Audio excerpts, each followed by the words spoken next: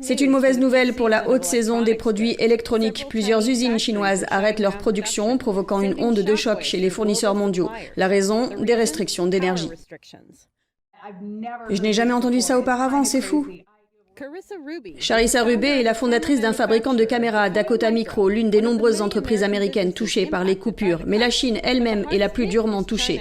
Des fonderies d'aluminium aux producteurs de textiles, les usines ont reçu l'ordre de réduire leur activité, voire de fermer purement et simplement. Certains magasins doivent fonctionner à la bougie et les feux de signalisation sont également éteints. C'est ce qui s'est passé dans 20 des 34 provinces et régions de Chine. L'année dernière, la Chine a interdit les importations de charbon australien. Le pays a fourni environ 60% du charbon thermique de la Chine en 2019. Selon l'analyste des affaires chinoises Tang Jingguan, les autorités chinoises attribuent les coupures d'électricité actuelles à la flambée des prix du charbon, mais il ajoute que ce n'est pas la vraie raison. Le manque d'électricité à cause de la pénurie de charbon n'est vraiment qu'un élément déclencheur. La vraie raison derrière ces mesures est que le Parti communiste chinois a utilisé ce déclencheur, puis a ajouté à dessein une sorte de décret pour se débarrasser de ce qu'il pense être une capacité excédentaire ou des industries bas de gamme.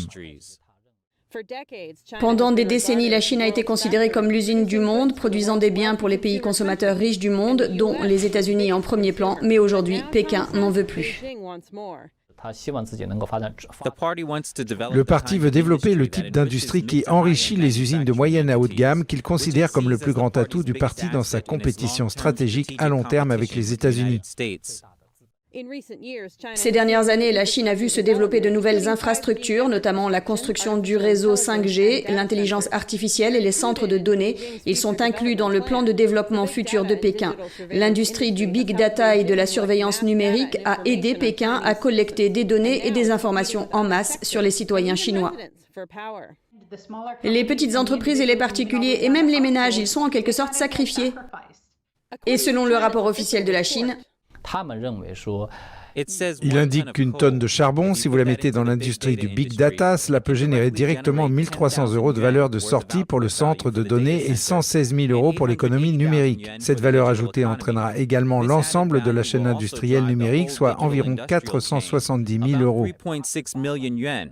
Mais ces derniers mois, la reprise post-pandémique a provoqué une hausse de la demande de biens au niveau mondial. Cette coupure de courant, vous pouvez voir que la caractéristique la plus importante se produit précisément dans les provinces qui dominent l'industrie manufacturière de la Chine, comme le Zhejiang, le Jiangsu et le Guangdong. Ce sont les grandes provinces manufacturières. Dans ces régions, les réductions et les coupures de courant sont particulièrement importantes. Beaucoup de ces grosses commandes sont passées à la Chine. En conséquence, le nombre d'entreprises manufacturières bas de gamme à forte consommation d'énergie a augmenté en Chine et elles ont besoin de beaucoup d'électricité. Mais pourquoi Pékin n'augmente-t-il pas simplement les prix de l'électricité? Selon Tang, c'est parce que le prix est directement lié aux moyens de subsistance des gens. S'il est affecté à grande échelle, cela peut entraîner des problèmes de stabilité pour Pékin, qu'ils soient sociétaux ou politiques.